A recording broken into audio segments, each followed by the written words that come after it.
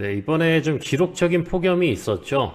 그러면서 엘니뇨에 대한 이슈가 우리나라뿐만 아니라 전 세계적으로 지금 현재 메가 트렌드가 되고 있습니다. 뭐 유럽도 마찬가지고요. 뭐 미국도 마찬가지고요. 전 세계적인 트렌드 속에서 뭐 기사에도 보면은 최근에는 또 중남미 쪽에다가 강타를 하고 있다라고 하죠. 엘니뇨는 이제 남방 진동의 따뜻한 단계로 남아메리카 적도 부근에서 해수면 온도가 올라가는 현상. 우리나라도 바다 온도가요 엄청 올라간다라고 해요. 그래서 뭐 참치가 되게 많이 잡힌다고 하고 이제 명태랑 오징어는 되게 이제 보기가 좀 힘들다고, 특히나 이제 명태는 이제 러시아산 명태만 먹어야 되는 뭐 그런 상황이기도 하고, 전 세계적인 어떤 지구 온난화 트렌드 속에서 엘니뇨도 각광을 받고 있는 것 같습니다. 이에 따라 수혜를 볼 수 있는 한 기업이라고 제가 보이는 기업은 이제 타이탄 머시너리라는 기업을, 여러분들이 이제 엘니뇨를 메가 트렌드로 한번 투자 포인트로 잡아보실 분들은 타이탄 머시너리도 한번 보시면 좋을 것 같은데, 나스닥 상장되어 있고요. 매출은 우리나라 돈으로 이제 3조 3천억 정도 되고 시총은 6천억. 되게 쌉니다. 되게 싸요. 나스닥 기준으로는. 종업원 수는 3,000명이 넘고, 이런 기업 드물고, 상장은 2007년에 했고요. 어떤 회사인가 보면은, 이제 북미, 유럽, 호주 3개 대륙에다가 농부 목장종, 상업용 적용업체 서비스 제공하고요. 농업건설 장비 딜러 네트워크를 소유하고 있습니다. 전반적으로 장비 부품 판매, 장비 수리, 유지보수, AS, 임대기능까지, 이제 토탈 서비스를 좀 제공하고 있고요. CNH 인더스트리얼 브랜드 제품으로 새로운 농업 건설 장비들 전반적으로 진행한다. 농업 장비이기 때문에 아무래도 이제 엘니뇨 현상이 이제 엄청 심해지게 되면은 이 파밍에 대한 그런 니즈, 애그리컬처에 대한 니즈가 당연히 커질 수밖에 없겠고요. 그럼 농기계들, 결국에는 이제 지금 농사가 어려운 그 지역들을 또 이동을 해서 또 이 농사 가능한 지역들에서 이제 그 이런 엘니뇨 현상에서는 결국 그 원자재, 곡물 가격들이 폭등을 하게 되니까 이런 농기구에 대한 수요, 왜냐면 이 기계를 투자했을 때 벌 수 있는 돈들이 많아지는 거잖아요. 그래서 타이탄 머시너리 기본적으로는 괜찮은 투자 포인트 잡아갈 수 있겠다 보여지고, 월봉상에도 상당히 바닥권이죠. 뭐 주봉을 보더라도 이제 바닥권에서 뭔가 좀 변동을 주고 있어요. 일봉을 보게 되면은 주 이평선들 잘라먹는 긴 장대 항봉이 좀 11% 정도 폭등을 하면서 이제는 우리가 좀 기대해 볼 만하지 않나. 재물을 조금 더 확대해서 보게 되면은요, 지금 현재 분기 실적이거든요. 분기 실적이고, 요게 아까 지금 단위가 USD 100만 단위니까 이게 100만, 1000만 억, 그러니까 5억 달러, 6억 달러 정도 나오고, 분기에서 이제 크게 우상향하는 모습 보이다가 다시 조금 하락했다가 다시 반등을 하는 모습 보이고 있고, PBR로 봤을 때는 이제 저평가, 순자산 가치가 그래도 1배 이하로 있고요. 에비타는 3배, 현금 흐름이 나쁘지 않아요. 현금 흐름 나쁘지 않고, 이제 세전 손익이나 세후 손익, 당기 손익은 지금 현재 적자인 국면에 있습니다. 분기로도 흑자를 찍었던 시기들이 있고, 이런 부분들을 매출 반등과 동시에 좀 만들어내면은 이익 레버리지들이 나오는 그런 구간들이 있지 않을까 생각이 듭니다. 일단은 이익 레버리지가 나온다라는 가정 하에서 투자한다라고 한다면 우리가 또 볼 수 있을 텐데요. 이제 이 아이디어 제가 좀 PPT로 정리했는데 같이 보도록 할게요. 일단은 기후 이슈입니다. 기후 이슈가 메가 트렌드이기 때문에 이걸 투자 기회, 투자 포인트로 잡아보는 것들도 나쁘지 않다라는 거고요. 이제는 엘니뇨를 넘어서 이제 슈퍼 엘니뇨라는 그런 헤드라인들로 많이 올라온다라는 겁니다. 분명히 우리가 이런 거에 따라서 분명히 돈은 움직이고, 우리 역시나 자산에 대한 재배치를 어느 정도 할 수 있을 그런 필요도 있겠다. 현재 주가 20불이고요. 시총은 아까 다 확인했었죠. 4.5억 달러, 우리나라 돈으로 한 6천억 원 정도 되는 돈. 주당 순자산이 24불로 현재 주가 대비해서 주당 순자산이 높으니까 뭐 비록 적자이긴 하나 이 기업의 이제 우상향을 본다라고 한다면 아주 저평가일 때 매집할 수 있는 좋은 기회도 될 수 있을 거라 보입니다. 현재 기상 데이터를 보게 되면 1950년 이후에 최강 후보 슈퍼 엘니뇨가 오고 있다라는 거죠. NOAA라는 그 미국 해양 대기청이라는 그 기관에서 발표한 리포트를 보게 되면은요, 엘니뇨 강도를 파악할 때 우리가 니뇨 3.4 요 해역을 우리가 보는 거거든요. 7월에 수온 평차가요, 작년 대비했을 때 작년에 요 시기보다 1.4도 엄청 높은 거죠. 사실은 이거 하나만으로 이 정도 온도면은 이제 그 수면 아래 그 생태계가 완전 바뀌게 됩니다. 특히나 이제 그 더 동쪽, 더 적도 쪽으로 가게 되면은 지금 이미 2도 이상 벌어지는 곳들도 적지가 않아요. 심지어 일부 구간에서는 최대 10도까지 편차가 보여지고 있는, 현재 바다 밑에 열이 대규모로 쌓여간다라고 합니다. 이번에 우리나라 폭염 때도 그 대천 해수욕장 이런 데 보면은 수면 온도가 29도예요. 그래서 보통 우리가 여름 휴가 가면 피서 간다라고 하는데 사람들이 낮에 바다에 들어가질 않습니다. 너무 뜨거우니까. 물속에 들어가도 29도니까 완전 뭐 뜨끈뜨끈한 그런 어떤 그 시원한 바다가 아니고 뜨끈한 어떤 그런 목욕탕 사우나 같은 그런 온도인 거죠. 그래서 이렇게 바다 밑에 대규모 열이 쌓여 있다라는 거고, 해양 대기청이 이제 올 가을이랑 겨울 사이에 매우 강한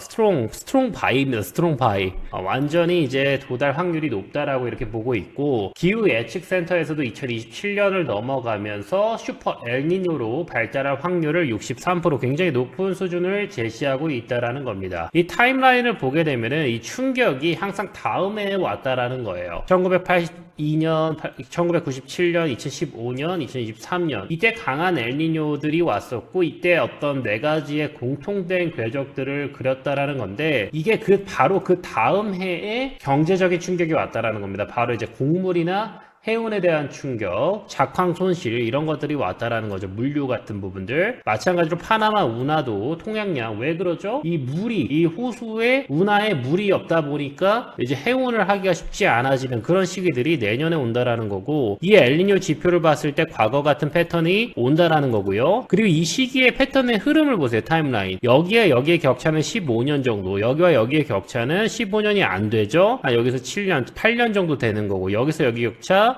8년, 여기서 여기 격차 3년. 점점 이게 짧아진다라는 겁니다. 짧아지면서 점점 더 가속화가 된다라는 거고, 2027년 만에 충격이 아니라 지금 이 짧아진 3년 패턴으로 인해서 또 다음에는 2년 만에도 그런 패턴이 올 수도 있다라는 거예요. 그러면은 우리가 이 패턴에 따라서 2026년에 지금 엘니뇨 현상이 발현이 되고 있는데, 내년에는 경제 충격으로 인해서 이에 관련된 종목들이나 산업들이 엄청 발달할 수 있을 어떤 선행 지표가 된다라는 겁니다. 곡물 가격 이나 물류는요, 이미 방향을 틀었다라고 보시면 좋을 것 같아요. 일단은 파나마 운하가 가장 먼저 움직이는 선행 지표라고 보시면 됩니다. 파나마 운하 5월부터 8월까지요. 이번 지금 8월까지 지금 현재 누적 강수량이요, 지금 현재 30%로 부족하다라고 합니다. 그러면서 동시에 이제 호수로 유입되는 그런 물량들이 44%나 모자라는 상황. 그 결과에 따라서 하루 통항 척수가요, 기존 대비했을 때 현재 34척, 앞으로 32척으로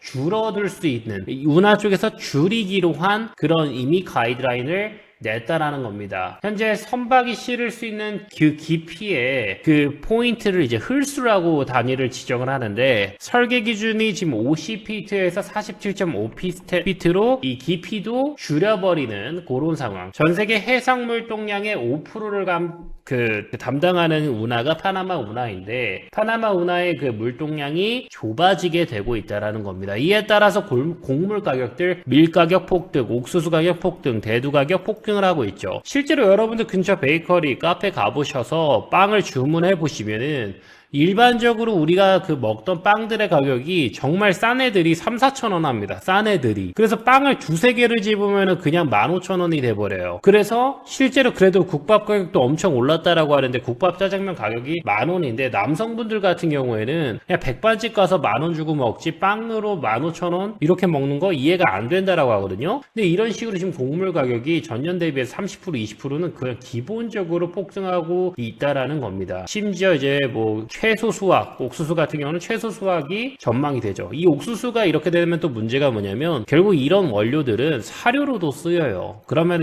육류에 대한 그 커머디티의 가격도 폭등을 하게 되는 아주 이제 그 연쇄 현상들이 나온다라는 겁니다. 그럼 타이탄 머시너리 보게 되면은 이제 농기계와 건설기계를 판다라는 거죠. 일단 담당하는 세그먼트는 이제 미국, 유럽, 호주, 그리고 이제 그 또 하나가 있는데 4개의 세그먼트를 이제 운영을 하고 있고요. 주당 순이익을 보면은 2022, 3, 4까지는 그래도 잘 나왔다가 지금은 적자 국면으로 이어지고 있습니다. 사이클 정점을 찍고 나서 적자를 찍고 그에 따라서 지금 주가도 내려와 앉아 있는 상황이죠. 이 낙폭의 성격을 우리가 봐야 된다라는 겁니다. 일단은 매출이요 12%가 준 겁니다. 12%가 매출이 줄었는데 이익은 여기서 이제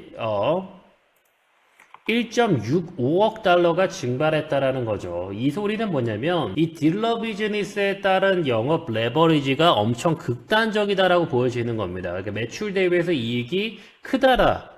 반영되는 영업 레버리지라고 하거든요. 영업이익에 대한 레버리지가 엄청 이 변동 진폭이 크다. 그러면 역설적으로 이런 식으로 매출이 또 다시 상승하게 되면은 이익의 상승하는 폭도 엄청 변동이 크게 마치 비트코인처럼 올라갔을 때 플러스 알파가 제곱의 형태로 혹은 알파 플러스 알파의 형태로 이어질 수 있는 이익 레버리지의 비율이 되게 크다라고 보시면 되겠고요. 7월에 미국 트랙터 판매가 이제 전년 대비해서 10% 줄었고요. 미국의 콤바인 판매도 5% 줄었습니다. 현재 지금 교체 수요는요, 지금 미뤄지고 있습니다. 미국에서는 이제 미뤄지고 있고, 이 미뤄지는 수요들은 어디 가지 않아요. 전년 비해서 줄었다라는 것은 앞으로 폭발적으로 그 병목 현상에서 매출이 급증을 할 수 있는 그런 준비들을 하고 있다라는 거고요. 지금 재고 감축액에 대한 목표를 현재 이미 초과한 상태, 재고 감축액을 초과를 했기 때문에 이제 장비 마진에 대한 재고가 줄면서 마진이 개선되는 그런 모습이 상향이 된다. 마진이 늘어나면 이게 흑자 전환이 되면서 분명히 시장에서 그 주가에 대한 반응도 좋아질 거라고 보여집니다. 만약에요, 지금 현재 주가가 20불 정도인데요. 시나리오를 써봤을 때 매출 24억 달러에서 기존에 2024년에 보여줬었던 이제